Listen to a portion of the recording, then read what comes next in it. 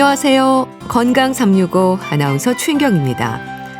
혈관에 문제가 생길 때 심장과 뇌 건강의 위험이 높아집니다. 위험 신호로 나타나는 다양한 전조 증상도 있는데요. 위험 요인들을 잘 관리하는 노력과 함께 예방을 위한 검진도 심뇌혈관 질환을 막을 수 있는 방법입니다. 특히 뇌 검진에 대한 관심도 높은데요. 언제 어떤 검사로 확인할 수 있을까요? 뇌혈관 상태를 살필 수 있는 검사법 잠시 후에 알아봅니다. 그리고 아직은 익숙치 않은 입원 전담 전문의에 대해서도 살펴보겠습니다. 건강 365 김정은의 오렌지 나무 듣고 시작하겠습니다. KBS 라디오 건강 365 함께하고 계십니다. 심혈관 뇌혈관계 질환은 생명을 위협할 수도 있는 질환입니다. 고혈압, 당뇨병, 고지혈증과 같은 만성 질환이 위험 요인으로 지적이 되는데요. 만성 질환들에 대한 관리와 검진을 통한 관심이 예방 효과를 얻을 수 있기도 합니다. 혈관 건강을 위한 방법, 특히 뇌 검진을 위해서 신경 쓸 부분들이 뭘까요? 신경과 전문의 장민욱 원장에게 도움 말씀 듣겠습니다. 원장님 안녕하세요. 네, 안녕하십니까. 심혈관, 뇌혈관, 심뇌혈관 질환으로 얘기되는 문제는 일단 혈관인 거죠? 네, 그렇습니다. 현재 우리나라에서는 매년 한 10월 달쯤 되면 이제 작년 사망 통계를 내놓게 되는데요. 네. 작년 10월에 나왔던 이제 2023년도의 사망 통계를 보면은 단연코 이제 1순위는 암에 의한 사망률이 높았고, 네. 이제 2순위로 언급됐던 것이 심장 질환인데요. 여기에 대다수를 차지하는 게 심혈관 질환이었습니다. 네. 3위가 이제 폐렴이었고 4위가 바로 뇌졸중이었는데요. 이 뇌졸중이라고 말하는 게 바로 뇌혈관 질환인 거죠. 네. 그런데 여기서 이 통계를 좀 자세하게 봐야 되는데, 예를 들어서 암 같은 경우에는 폐암이 단연코 이제 1위인데 폐암의 사망률보다 뇌졸중 사망률이 더 높거든요. 아, 그렇군요. 예, 그러니까 암을 다 뭉뚱그려서 했기 때문에 1위가 됐던 것이지, 네. 사실 단일 질환으로만 놓고 보면은 뇌졸중이 사망 원인 1위라고 할 수가 있습니다. 그렇군요. 그리고 이제 두 번째 해당되는 게 폐암이고 세 번째가 이제 심혈관 질환이 될 수가 있는 거죠. 네. 그러니까 그만큼 우리가 노년기에 어떤 사망을 예방하기 위한 좀 장수할 수 있는 가장 큰 핵심 덕목이 혈관 건강을 잘 지키는 것이 아닌가 싶습니다. 네. 근데 뇌혈관이 막히는 뇌경색, 터지는 뇌출혈로 구분이 되지 않습니까? 네. 이런 뇌혈관 질환들에 있어서는 전조 증상도 있어서 아무래도 잘 분별하는 게 중요할 것 같아요. 맞습니다. 전체 뇌졸중 환자 중에 약 20% 정도는 일주일 이내에 전조 증상을 경험한다고 알려져 있고요. 네. 전조 증상을 경험했던 환자들 중에 한 10% 정도는 다시 일주일 이내에 뇌졸중이 생기기도 합니다. 그러니까 이 전조 증상을 놓치지 말고 잘 알아두실 필요가 있는 거죠. 네.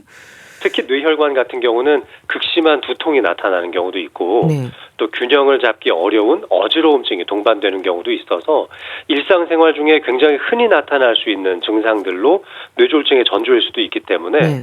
이 증상이 평소 내가 겪어왔던 것과 좀 다른 양상을 띠고 있다면, 평소보다 훨씬 더 강도 높게 두통이 왔다거나 그렇게 극심하게 어지럽진 않지만 균형을 잡기가 좀 어렵다면 서둘러 병원을 방문하시는 게 좋죠. 저희들은 이제 이런 것을 전문 용어로 일과성 뇌허혈 발작 이렇게 부르기도 하는데요. 네. 학회에서는 조금 쉬운 용어로 일반인들께 말씀드리기 위해서 미니 뇌졸중이라는 용어도 쓰고 있습니다. 네. 뭐 극심한 두통, 어지럼증 이런 전조 증상들을 놓치지 말아야 될 것 같고요. 네. 위험 요인으로 이제 고혈압, 고지혈증 그리고 당뇨병이 지적이 됩니다. 네. 이런 것들을 잘 관리해야 한다는 걸 알지만 실제로 얼마나 위험할까 실감 못하는 분들도 많으시거든요. 설마라는 생각을 하시는 것 같아요. 네, 맞습니다. 이게 정말 큰 문제인데요. 네. 실제 뇌졸중으로 병이 이제 발견이 돼서 입원을 한 환자분들 중에도 새롭게 고혈압이나 당뇨나 고지혈증을 발견하시는 분들의 비율이 30%가 넘습니다. 특히 고지혈증 같은 경우는 40%가 넘거든요. 그렇군요. 그러니까 만약 그 환자분들이 미리 고혈압이나 당뇨 또는 이제 그 고지혈증을 미리 잘 조절만 하셨더라면 네. 뇌졸중에 안 걸렸을 수도 있고, 또 설령 걸린다 하더라도 그 증상의 정도가 굉장히 경미하셨을 수도 있을 거거든요. 네. 이런 점들이 굉장히 저희 전문가들이 보기엔 상당히 안타까운 부분입니다. 네.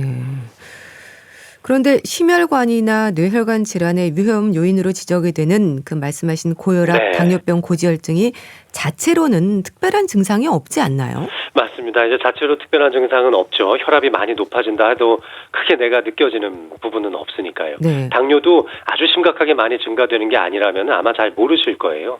그리고 정말 제일 위험한 건 이제 고지혈증인데요. 네. 지금 말씀드린 이제 이런 것들이 다 혈관 질환의 위험 요소로서 뭐 쓰리고다 이렇게 부르기도 하잖아요. 네. 이 각각의 질환별로 아주 미묘하게 조금씩 그 위험도가 다르기는 합니다만 네. 대개 2.5배에서 2.8배 정도, 그러니까 두세 배 정도의 위험성을 더 높인다고 알려져 있는 만큼 네. 다른 거 신경 쓰시는 것보다 네. 사실은 혈압약 하나 제대로 먹는 것, 네. 또 고지혈증약 제때 잘 챙겨 드시는 것이 훨씬 더 중요하거든요. 사실 우리가 일상생활 중에서 식생활 잘 지키고 운동 매일 하는 거 정말 어렵잖아요. 그렇죠. 근데 미리 검진만 해서 약 한 알만 먹으면 네. 상당히 또 손쉽게 그 위험 요소들을 많이 낮출 수가 있기 때문에 반드시 건강검진을 통해서 잘 알아보시면 좋을 것 같습니다. 네. 그래서 이제 검진이 중요하다는 얘기를 하는데요. 네. 정기적으로 건강검진을 하면 혈액검사부터 대사 질환들에 대한 수치도 확인하지 않습니까? 네. 혈압, 콜레스테롤, 혈당, 또 허리둘레도 중요하다면서요? 네, 맞습니다. 일단은 혈압은 집에서 좀 자주 재보셨으면 좋겠고요. 네. 요즘은 간이 혈압계도 뭐 비교적 저렴한 금액으로 구매하실 수 있으니까 인증마크가 붙은 기계를 이용해서 일주일에 한두 번 정도는 꼭 재보셨으면 좋겠습니다. 네. 이 콜레스테롤 검사는 8시간 정도의 금식을 하신 이후에 혈액 채취를 하면은 바로 알아볼 수가 있는데요. 네. 중요한 항목은 LDL 콜레스테롤 수치가 130보다 높다면 이 혈관 질환에 대한 위험성이 높게 증가했다고 보기 때문에 전문의와 꼭 상의를 받아보셨으면 좋겠고요. 네. 이 혈당에 대한 것도 이제 혈액 검사를 통해서 당화 혈색소 기준 6.5%를 넘게 되면은 그러면 이제 위험성이 높아진다고 볼 수가 있겠습니다. 네. 이 허리둘레는 연구마다 약간씩 좀 다르기는 한데요. 남성인 경우에는 40인치 정도 넘어가면은 위험성이 이제 높아진다고 보고요. 네. 여성인 경우에는 36인치 정도라고 생각하시면 되겠습니다. 그래서 네. 본인 바지 사이즈를 좀 보시면 좋겠고요. 네. 근데 이제 요거는 뇌졸중에 관련된 연구인 경우에는 이렇게 측정이 되는데 우리가 방금 전에 말씀드린 고혈압, 당뇨, 고지혈증과 같은 대사성 질환, 네. 이 대사성 질환의 위험 요소로는 허리둘레를 남성은 90cm, 여성은 85cm로 보니까 네. 조금 더 타이트하죠, 기준이. 그러네요. 네, 그래서 이제 그 허리둘레로 90, 85, 요 정도도 좀 더 잘 맞춰주신다면 네. 뇌졸중뿐만 아니라 대사증후군도 예방하실 수 있겠습니다. 네. 일반적으로 혈관 질환의 위험을 노인 질환으로 이제 생각을 하시는데요. 네. 젊은 사람들도 방심하면 안 된다는 지적도 있습니다. 네. 특히 젊은 층의 공복 혈당, 콜레스테롤 수치가 당장 치료가 필요한 정도인데도 검사를 안 해서 모르는 경우가 많다면서요. 네, 국가건강검진도 만 40세 이후에만 가능하죠. 네. 이제 큰 대기업 정도를 다니시는 분들은 기업체에서 하고 있는 건강검진을 또 주기적으로 하기 때문에 많이 또 알고 계시지만 자영업을 하시는 분들이나 작은 업장을 취직해서 다니시는 분들은 아마 건강검진을 40세 이전에 받아보실 경우가 없을 겁니다. 그런데 이 대한민국 남성 30대 중반 정도 되면은 네. 약 45% 정도가 이상 지질 혈증을 가지고 있거든요. 와, 예. 그러니까 자기가 이제 30대 중반 정도가 넘어갔다. 네. 그러면 둘 중 하나는 이상 지질 혈증이 있다는 증거예요. 그러네요. 그러니까 우리나라 이상 지질 혈증 학회에서 발간된 팩트 시트를 보면은 그런 결과가 나와 있거든요. 그래서 이제 남성인 경우에 저는 한 30대 좀 넘어가시면 네. 반드시 혈액 검사를 통해서 한 2, 3년에 한 번씩이라도 고지혈증 검사나 당뇨 검사를 꼭 해보시는 걸 추천을 드리고요. 네. 여성인 경우에는 이제 40세 이후에 또 많이 증가하고 특히 이제 폐경 이후에 상당히 많이 증가하거든요. 네. 그래서 40대 중반 정도 되면은 이제 이런 검사들을 혈액 검사 정말 간단하게 피만 뽑으면 알 수 있으니까 꼭 해보셨으면 좋겠습니다. 네. 그래서 실제 젊은 연령층에서 뇌졸중 때문에 병원에 입원하시는 환자들 중에서 이 고지혈증이 있었는지 모르는 비율이 만 45세 미만의 환자인 경우에 80%가 넘는다는 보고도 있습니다. 네. 그러니까 나이 드신 분들은 그만큼 많이 검사도 하고 알고 오시는데 네. 젊은 분들은 진짜 열에 한 7, 8분 이상은 모르고 오시는 분들도 많거든요. 네. 그러면 만약 그런 분들이 건강검진을 통해서 미리 고지혈증 약이나 뭐 혈압 조절이나 이런 것들 잘 하고 계셨었더라면 뇌졸중으로 쓰러져서 병원에 오실 일이 아예 없을 수도 있다는 거죠. 네. 그러니까 30세 중반 정도가 되면 이제 간단한 혈액 검사를 통해서 내가 뭐 고지혈증이 있는지 당뇨가 있는지 확인을 해보시면 좋을 것 같은데 맞습니다. 검사를 안 해서 이제 뇌졸중으로 쓰러지면 위험할 수도 있는 상황이 되는 그럼요. 거잖아요. 맞습니다. 일단은 목숨이 위태로운 상황도 발생할 수 있지만 네. 더욱더 무서운 것은 평생토록 후유 증상을 겪으면서 살아갈 수 있다는 그렇겠네요. 겁니다. 이 전체 뇌졸중 환자의 약 60% 정도는 타인의 도움을 조금씩은 받아야만 일상생활을 하시는 분들이고 네. 약 30% 정도는 전적으로 타인의 도움을 받아야만 일상생활이 가능하신 분들이 많거든요. 그러니까 완벽하게 호전이 돼서 아무런 후유증을 안 남기시는 분들은 30-40%밖에 안 돼요. 그러니까 일단 한번 걸려버리면 굉장히 심각한 후유증이 많이 남게 되고 그것이 우리 가계 경제에 미쳐지는 영향력도 상당히 큽니다. 이 뇌졸중 때문에 발생하는 후유 증상으로 1년에 들어가는 의료비 지출만 3천만 원에 육박한다는 보고도 있거든요. 그러니까 진짜 내 뇌혈관 건강 하나 잘 챙기는 것만으로도 또 뇌졸중 안 걸리게 예방하는 것만으로도 1년에 3천만 원씩 적금 든다고 생각하시면 그래요. 너무 좋을 것 같습니다. 네. 그럼 뇌혈관 건강을 위해서 어떤 검사를 하는 게 좋은지 이제 여쭤보겠습니다. 네. 중년 이후로는 뇌 검진에도 관심이 많은데요. 뇌 MRI, MRA 검사 종류도 많지 않나요? 네, 맞습니다. 뭐 MRI, MRA 거기다 CT에 CTA까지 아마 여러 가지 초음파 검사까지 하시면은 아마 굉장히 복잡하다고 생각하실 텐데요. 사실 이렇게 많은 검사들의 종류가 다 각각마다 담고 있는 의미가 좀 다릅니다. 뭐 예를 들면은 CT 같은 경우는 상당히 빠른 속도로 검사를 할 수 있죠. 뭐 하지만은 이제 조직 자체를 좀 자세하게 보기는 어렵지만 그래서 응급실에서 응급적으로 빠르게 질병 유무를 확인할 땐 CT를 선호합니다. 반면에 조직의 상태를 아주 정확하게 살핀다거나 뭐 혈관 상태를 좀 자세하게 보기 위해서는 아무래도 CT보다는 이제 MRI가 좀 더 낫고요. 하지만 이 CT도 그렇고 MRI도 그렇고 상당히 고가의 검사 장비가 필요하고 또 검사 비용도 좀 부담될 때가 있잖아요. 그렇죠. 이럴 때 가장 손쉽게 할 수 있는 게 또 초음파 검사가 되겠습니다. 그래서 건강 검진을 할 때에는 여러 가지 혈관 질환의 위험 요소가 얼마나 있는지를 봐서 뭐 고혈압이 몇 년이 됐고 당뇨는 몇 년이 됐는데 흡연을 또 하고 계신다. 이러면은 바로 이제 CT나 MRI를 찍기도 하지만 그렇지 않은 경우라면 대부분은 초음파 검사를 먼저 하기도 합니다. 이런 걸 통해서 이제 뇌혈관 질환의 위험을 충분히 감별할 수 있는 거죠. 네. 초음파라고 한다면 뇌혈관 초음파나 경동맥 초음파를 하면 되는 건가요? 맞습니다. 이 뇌 쪽에 관련된 초음파가 크게 지금 말씀하신 두 가지 초음파가 있는데요. 뇌혈류 초음파라는 것은 이 두개골 안쪽에 있는 중요한 혈관의 혈류 속도를 보는 겁니다. 예를 들어서 오른쪽에 있는 뇌혈관이 좁아졌다면 이 좁아진 틈새를 비집고 혈관이 쫙 흘러가야 되기 때문에 이 혈액의 흐름 속도가 굉장히 빨라지거든요. 우리 꽃밭에 물 줄 때 호수 끝을 이렇게 꽉 누르면은 세게 멀리 나가잖아요. 그런 것처럼 뇌혈관도 좁아지면 아주 빠르게 이 혈액이 흘러갑니다. 그래서 뇌혈류 초음파를 통해서 좌우의 차이가 있는지 사람마다는 조금씩 다를 수 있지만 좌우의 차이는 없잖아요. 그래서 왼쪽에 비해서 오른쪽 뇌혈류 속도가 상당히 많이 증가되어 있다면 혹시 이분이 오른쪽 뇌혈관이 좁아진 건 아닌지 이제 의심을 해볼 수가 있는 거죠. 또 말씀하셨던 이제 경동맥 초음파라는 것은 이 목에 있는 가장 굵은 경동맥을 직접 살펴보는 건데 전신의 동맥을 들여다보는 창구 역할을 해주기도 합니다. 이 피부 표피 쪽으로 가장 근접해 있는 가장 굵은 혈관이 바로 경동맥이기 때문에 이 경동맥 하나만 잘 살펴봐도 이분이 혈관 관리 얼마나 잘하셨는지 전신에 있는 혈관 건강 상태는 어떤지 의사들이 한눈에 알아볼 수가 있죠. 자, 그리고 MRI와 MRA는 이제 자기장을 이용하는 검사인데요. 두 가지 검사 방법의 차이는 뭔가요?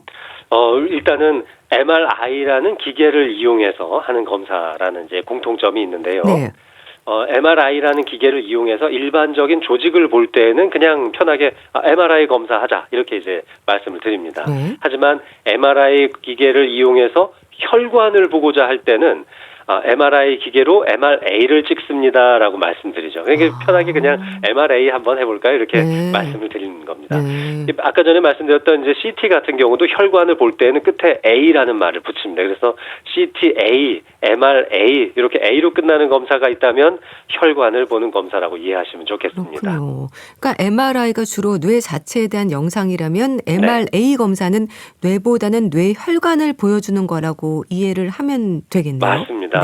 그래서 MRA 검사를 할 때에는 이 MRI 기계 조작을 좀 다르게 합니다. 조직을 볼 때와 이 혈관을 볼 때는 MRI 기계를 기동시키는 방식 자체가 다르거든요.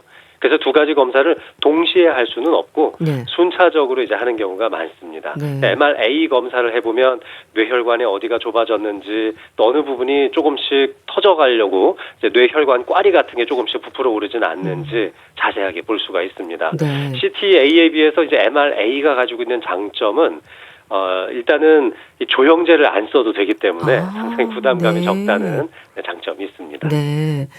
조직의 상태를 좀 더 자세히 이제 보기 위해서 한다고 하셨는데 네, 뇌 MRI나 MRA가 흔히 받는 검사는 아니지 않습니까? 그렇습니다. 자주 받아도 되는 건지도 궁금하고요. 좀 네. 비용 부담도 있을 것 같아요. 어떤 경우에 필요한 검사일까요? MRA 같은 경우는 이제 혈관을 살펴보는 검사니까 노년기로 접어드신 분들, 장년기에서 노년기로 접어드시는 분들께는 꼭 한 번쯤은 해보기를 추천을 드립니다. 네.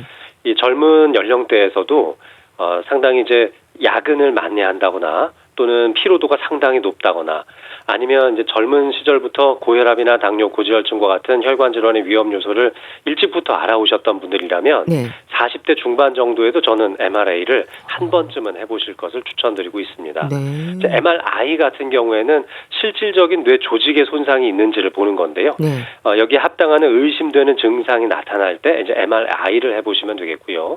또는 이제 노령층에서는 치매에 대한 관심도 상당히 높아지는데요. 네. 이 치매 중에서는 혈관이 망가지면서 생기는 혈관성 치매도 있는데 이런 것들을 감별하기 위해서는 또 MRI를 찍어보는 것이 좋습니다. 네.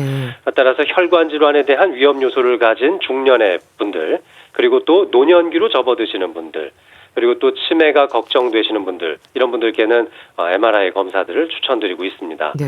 그런데 이제 비용이 많이 부담이 되잖아요. 그렇죠. 현재 MRI는 급여 기준이 굉장히 까다롭기 때문에 네. 상당 부분 비급여로 검사를 하는 경우가 많은데 아무리 저렴하게 검사를 한다 하더라도 대개 30만 원에서 한 6, 70만 원 정도 수준의 아주 높은 비용이 나오거든요. 네. 따라서 의사와 상의하셔서 꼭 필요한 검사를 선별적으로 하시는 게 좋고요. 네. 그리고 또 건강검진센터 같은 곳에서는 MRI 중에서는 아주 핵심적인 몇 가지 기법만을 아주 단축해서 찍으면서 비교적 저렴한 비용으로 찍어주는 경우도 상당히 많이 있습니다. 네. 그래서 그런 식으로 찍어보는 것도 저는 아주 가성비가 좋다고 생각합니다. 네.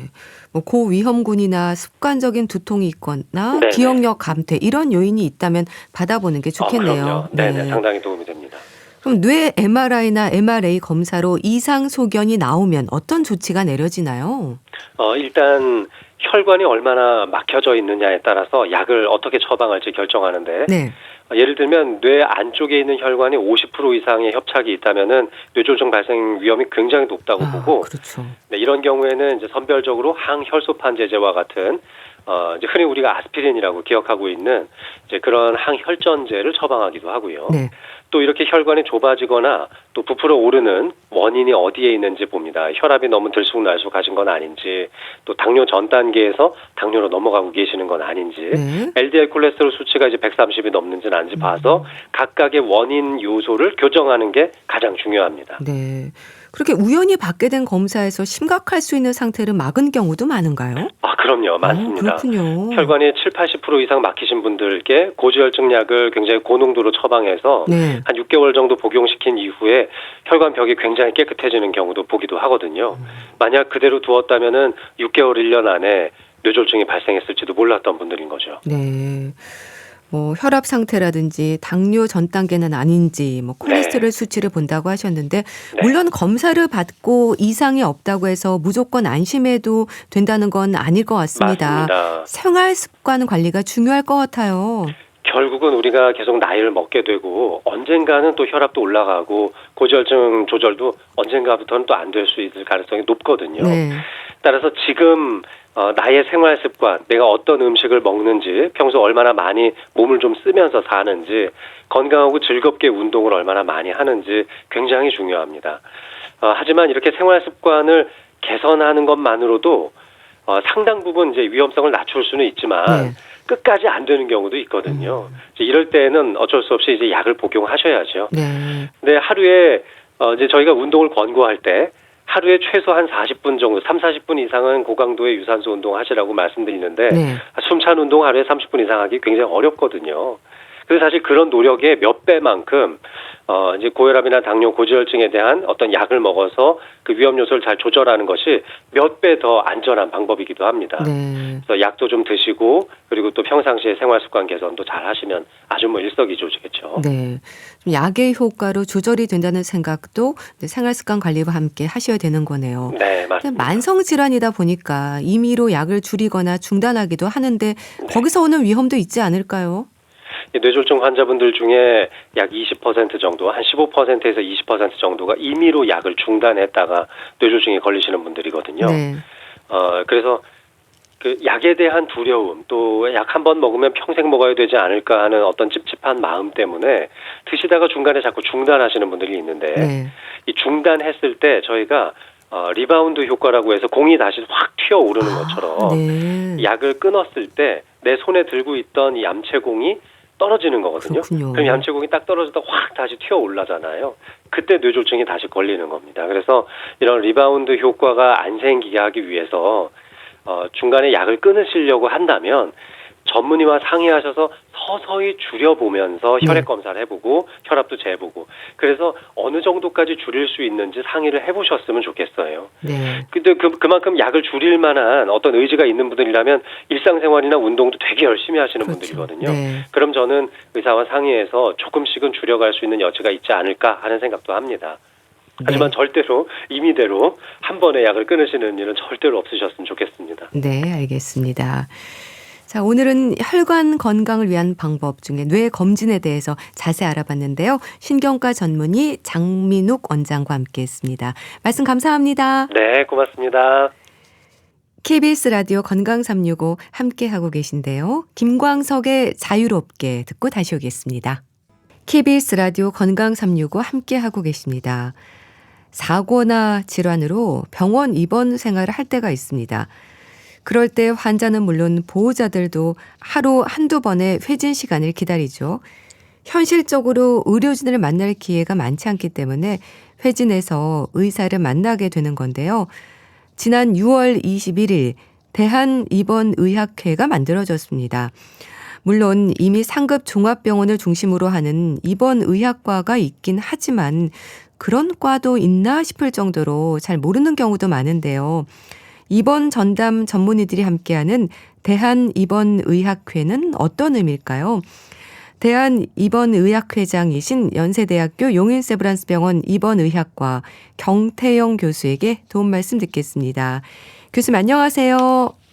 네, 안녕하십니까. 용인세브란스병원 입원의학과에서 근무하는 경태영입니다. 네, 반갑습니다. 미국이라든지 세계적으로 볼 때 입원 전담 전문의 제도가 시작된 건 꽤 오래전 일이라고 들었습니다. 그런가요? 네, 맞습니다. 입원 전담의 제도는 1984년에 리비지온이라는 학생의 사망 사건이 계기가 돼서 네. 1990년대 중반 미국에서 처음 시작되었고요. 특히 환자 안전과 입원 진료의 효율성을 높이기 위한 목적에서 도입되었습니다. 미국에서는 현재 6만여 명 이상의 입원 전담 전문의가 활동하고 있고요. 네. 그 밖에 캐나다나 호주, 일본 등 여러 나라에서 활발하게 운영되고 있습니다. 네. 그럼 우리나라의 입원 전담 전문의 제도는 언제 도입이 된 건가요? 네, 우리나라에서는 2015년에 민간에서 처음 도입되었고요. 네. 2016년에는 보건복지부 시범사업으로 본격적으로 시작되었습니다. 이후에 효과가 입증되면서 점차 확대되어 현재는 전국에서 약 400명 정도가 활동하고 있습니다. 네. 2016년도에 이제 보건복지부 시범 사업으로 처음 시행이 됐다고 하셨는데, 근데 입원 의학과도 좀 생소하고요. 입원 네. 전담 전문의 제도 역시 처음 듣는 분들도 많으실 것 같습니다. 어떤 의미로 생각하면 될까요? 네, 쉽게 말씀드리면 입원 환자만을 전담해서 진료하는 전문의가 있다, 이렇게 이해하시면 될 것 같습니다. 외래나 수술 없이 병동에 집중하기 때문에 입원 환자의 상태를 더 면밀히 살피고 빠르게 대응할 수 있는 장점이 있습니다. 네. 그러니까 입원 환자만을 전담으로 해서 이제 관리를 한다고 하셨는데, 그럼 입원해 있는 분들을 전공의가 아닌 전문의가 관리한다고 보면 되는 건가요? 네, 맞습니다. 기존에는 진료과 교수 회진을 따라도는 전공의가 입원 환자를 돌보는 경우가 많았는데요. 네. 입원 전담 전문의 제도가 도입된 후에는 경험 많은 입원 전담 전문의가 주도적으로 환자를 관리하고 있습니다. 물론 이제 전문 분야의 시술이나 수술 등이 필요할 때는 각 진료과 교수들과 또 면밀히 상의해서 협력해서 치료를 하고 있고요. 네. 그래서 환자와 보호자 입장에서도 더 신뢰감이 높아질 수 있다고 생각합니다. 네. 그렇네요. 경험 많은 전문의가 이렇게 관리를 해 주시니까 더 좋을 것 같긴 한데요. 교수님은 대한입원의학회 초대 회장이십니다. 용인세브란스 병원의 입원의학과는 언제 만들어졌나요? 네, 연세대학교 의과대학은 2019년에 의과대학 내에 입원의학과를 정식으로 개설하였고요. 네. 용인세브란스 병원은 2020년에 이전 개원하면서 입원의학과를 정식 진료과로 설치했습니다. 그래서 이제 개원과 함께 입원 전담의 제도를 적극적으로 도입했다고 보시면 될 것 같습니다. 2020년이면 이제 5년을 지나고 있는 건데요. 입원 전담 전문의 제도가 자리를 잡았겠네요. 네, 초반에는 많이 생소했는데요. 네. 환자분도 그렇고 지금은 이제 의료진뿐 아니라 환자와 보호자들의 만족도도 높고 병원 내에서도 꼭 필요한 진료과로 인식되고 있습니다. 네. 근데 입원을 생각하면 여러 과가 돌봐야 하지 않습니까? 교수님은 내과 전문의로 알고 있는데요. 입원의학과는 다양한 분야의 전문의들로 구성이 돼 있나요?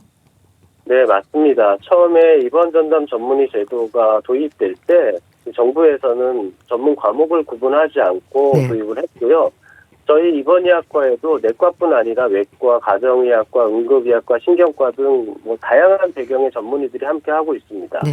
최근 평균 수명이 늘어나면서 여러 질환을 가진 복합 질환자가 많아졌지 않습니까? 그렇죠. 예를 들면 폐렴으로 입원한 환자가 심장이 나빠지거나 아니면 갑자기 뇌졸중도 발생하는 경우도 있고요. 네. 그래서 이제 필요에 따라서 여러 진료과의 협진을 내고 종합적인 치료를 조율하는 것도 저희 입원 전담 전문의의 중요한 역할 중에 하나입니다. 네. 그럼 회진 시간 외에도 의사를 만날 수 있는 건가요? 물론입니다. 저희가 항상 병동에서 언제든지 접근할 수 있는 위치에 있기 때문에 외래나 수술 이런 시술이나 이런 게 없기 때문에 네. 필요한 경우에는 항상 환자들을 만날 수 있습니다. 요즘 다학제 치료가 강조가 되고 있는데 다양한 분야의 전문의들로 구성돼 있어 참 도움이 되겠어요. 네, 맞습니다. 저희 내부에서도 여러 과의 문제를 내부적으로도 해결할 수 있는 그런 전문의들이 있기 때문에 네.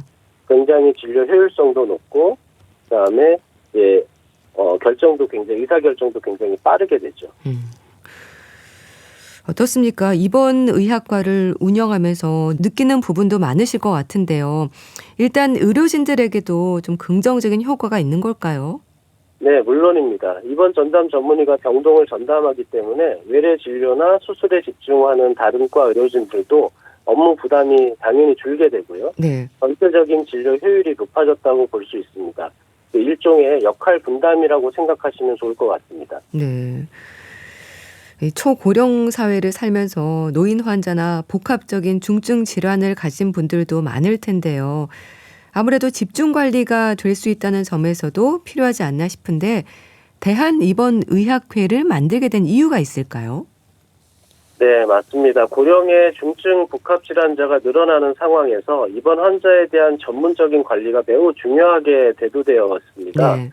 그래서 대한입원의학회는 이런 변화에 대응하고 제도적인 기반을 다지기 위해 출범하게 되었고요.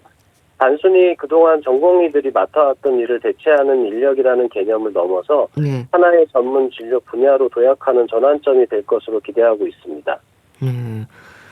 그럼 입원 환자를 대상으로 하는 진료 지침이라든지 입원 전담 전문의 제도가 활성화될 수 있는 여러 방안들을 생각을 하시겠어요? 네, 우선 입원 전담 전문의들이 환자를 더욱 잘 돌보기 위해서 진료 역량을 향상시키는 일이 매우 중요합니다. 네. 이를 위해서 입원 진료를 표준화하고 진료 지침을 마련할 계획이고요. 또 입원의학을 임상 각과를 아우르는 독립된 전문 분야로 발전시켜 나가고자 합니다. 네. 뿐만 아니라 함께 환자를 돌보는 진료 지원 간호사들과 팀 단위로 협력하고 있기 때문에 진료 지원 간호사들의 역량 향상을 위한 교육 프로그램도 개발하고 있습니다. 네, 이런 문제들을 추진하는 과정에서 당연히 정부의 정책적인 지원도 요청하고 있습니다. 네, 그럼 전문의들이 환자를 돌보는 진료 체계가 만들어진다는 게 환자들에게는 반가운 일입니다. 입원 전담 전문의가 많을수록 좀 안심이 될 것 같은데요. 만족도와 관련해서 기억에 남는 환자나 가족도 있을까요? 네, 제가 강남 세브란스 병원에서 입원 전담 전문의로 근무할 때 이제 루푸스 환자가 고관절이 부러지고 설사를 심하게 해서 입원한 적이 있었는데요. 네. 이 루푸스 때문에 심장까지 나빠져서 위독한 상태였거든요. 그래서 일단 항생제로 설사 원인균 치료를 먼저 하고 정형외과에서 대퇴골절 수술을 하였는데 이제 네. 심장 기능이 나쁜 분이라 회복하는 데 많은 어려움을 겪었습니다. 하지만 여러 진료과와 힘을 합쳐서 다행히 잘 건강하게 퇴원하였고요. 네. 제가 용인 세브란스 병원에 온 후에 그분이 우연히 제 사진을 보시고 네. 이제 입원 치료를 받고 싶다고 오신 적이 있어요. 아, 그래서 그분은 아직도 용인 세브란스 병원에서 심장내과, 류마티스내과 등 진료를 받고 계십니다. 네. 이럴 땐 참 보람을 느끼시겠어요. 네, 네. 그 보람이 있죠. 현재 우리나라의 입원 전담 전문의는 어느 정도 될까요? 용인 세브란스 병원을 비롯해서 일부 상급 병원에서만 운영되고 있어서 대한입원의학회가 할 일이 많을 것 같은데요. 네, 아직도 규모가 전국적으로 약 400명 정도밖에 안 됩니다. 네. 아직 규모도 작고 또 그나마 대부분이 수도권 대형 병원에 몰려있기 때문에 전국적인 확대가 절실한 상황이고요. 네. 저희가 이런 문제를 해결하기 위해서 많은 고민을 하고 있습니다. 400명 정도밖에 안 된다고 하셨는데 입원 전담 전문의의 수도 부족하고 주로 수도권에 몰려있는 것도 아쉬운 부분이네요. 해결책에 대한 고민도 많이 하시겠어요. 네, 맞습니다. 아까 말씀드린 대로 지방 중소병원에도 입원 전담 전문의가 자리 잡을 수 있도록 제도적인 지원과 인센티브가 필요하다고 생각을 합니다. 네. 학회에서도 이런 문제를 해결하기 위한 방안을 고민하고 있고요. 네. 입원 전담의 진료에 대한 수가 지원이 현재는 굉장히 낮습니다. 그래서 병원 경영자 입장에서 보면 손해라고 생각하기 쉽거든요. 네. 이게 사실은 큰 틀에서 보면 훨씬 이득인데 그래서 제도 초기에는 입원 전담 전문의를 많이 배치할 수 있는 정책적인 지원이 필요하다고 생각합니다. 네. 그런 지원도 필요하고 또 입원 전담 전문의에 대해서 많이들 모르시잖아요. 홍보도 중요하겠어요. 네, 맞습니다. 홍보도 매우 중요하고요. 일단 제도 초기이기 때문에 네. 정부에서도 적극적인 홍보를 좀 해주셔야 되고요. 네. 저희 학회에서도 적극적인 홍보를 하고 있습니다. 네. 많은 노력을 하고 계신데요. 환자나 가족 입장에서는 입원부터 퇴원까지 진료를 맡아주는 전문의가 있다는 건 많은 기대를 하게 합니다. 진단, 검사, 약 처방까지도 입원 전담 전문의와 의논할 수 있다는 건데 제도적으로 필요한 부분들도 있겠어요? 네, 많은 부분이 있는데요. 제일 중요한 거는 입원 전담 전문의가 진단과 치료를 주도적으로 맡을 수 있도록 제도적으로 더 명확한 역할 정의와 권한이 필요하다고 생각합니다. 그래서 구체적으로는 일본과 같이 독립된 임상과로 지정되는 거고요. 네. 현재 복지부와도 이런 부분에 대해서 논의하고 있습니다. 진단, 검사의 약 처방까지도 의논이 가능한 거네요. 그럼 구체적으로 설명도 해주시고 전담 관리도 해주시는 건가요? 그렇죠. 지금은 아까 말씀드린 대로 복합 중증 질환자가 많이 입원을 하게 되고 이분들이 드시는 약이 많게는 20개 이상이 되는 경우 굉장히 네. 많거든요. 그래서 필요하지 않은 약들도 정리해주고 중복되는 약들도 정리해주고 꼭 네. 필요한 약만 드실 수 있게 하고 환자가 복약 순응도가 높아지도록 저희가 이제 안전하게 안내도 하고 있습니다. 네. 환자나 보호자의 이제 신뢰도도 높아진다고 하셨는데 의료진들의 반응도 좋은가요? 네, 맞습니다. 처음에는 생소하기 때문에 이제 내가 외래에서 받은 환자를 입원할 때 이분들한테 맡겨도 될까? 네. 이런 약간의 의구심도 있었는데요. 네. 지금은 이제 이분들이 입원을 해서 안전하게 퇴원을 잘 하고 있고 네. 심지어는 본인의 진료과 외에 다른 문제들도 저희가 해결을 해드리고 있기 때문에 네. 이에 대한 만족도도 굉장히 높고 본인의 외래라든지 수술에 더 집중할 수 있는 그런 계기가 되기 때문에 이 부분에 대해서는 저희가 굉장히 많은 협조 관계를 이룩하고 있습니다. 네. 뭐 정책 지원도 필요하고 이 입원 전담 전문의에 대해서 또 의료진들에게도 홍보가 좀 돼야 될 것 같습니다. 많이 노력은 하고 계신다고 하시는데 어떨까요? 네, 저희 병원은 처음에 개원할 때 전공의가 없는 상태에서 시작을 했거든요. 네. 그래서 불가피하게 입원 전담 전문의 제도를 도입을 하게 됐고, 처음에는 많은 갈등이 있었는데 네. 지금은 이제 저희도 열심히 노력하고 그 일반 진료과 교수님들도 많은 협조를 해주셔서 네. 다행히 제도 정착을 잘 했습니다. 그래서 초반에는 이러한 어려움이 다 어느 병원에나 있기 마련이기 때문에 네. 이런 부분들을 병원의 경영진 입장에서 조율해주는 역할이 굉장히 중요하다고 생각하고요. 네. 그리고 사실 입원의학과가 처음 자리를 잡기 위해서는 이런 병원의 리더십 그룹의 전폭적인 지지가 필요하다고 생각합니다. 네. 좀 많은 지원과 관심이 좀 필요하겠네요. 네, 맞습니다. 입원 전담 전문의는 이제 말하자면 외래나 수술에 부담 없이 병동의 환자 관리에 집중할 수 있다는 점에서 환자나 의료진들에게도 필요한 제도이지 않을까 싶은데요. 올해 출범한 대한입원의학회가 계획하는 일 뭘까요? 네, 대한입원의학회는 입원 진료의 질 향상을 위해서 표준 진료 지침과 전문의 교육 프로그램을 개발하고 현장 경험을 바탕으로 한 정책 제언을 적극적으로 해나갈 계획입니다. 네. 입원 전담 전문의 제도를 안정적으로 정착시키고자 하고요. 또한 그동안 소홀했던 전공의 교육에도 기여해서 진료 지원 간호사와 협업할 수 있는 방안을 모색하기 위해서 노력하고 있고요. 이런 모든 것들은 결국 환자 중심의 입원 진료 문화를 만드는 것이거든요. 네. 이런 문화를 저희가 만들어 나가는 데 기여를 하고자 합니다. 네. 적극적인 활동 기대하고 또 좋은 성과가 있었으면 좋겠네요. 입원 전담 전문의 또 입원 의학과에 대한 관심과 지원이 더 필요하다는 생각이 들었습니다.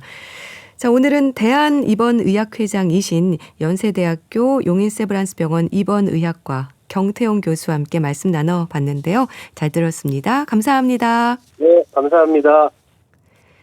성시경의 내게 오는 길 보내드리면서 인사드릴게요. 건강365 아나운서 추인경이었습니다. 고맙습니다.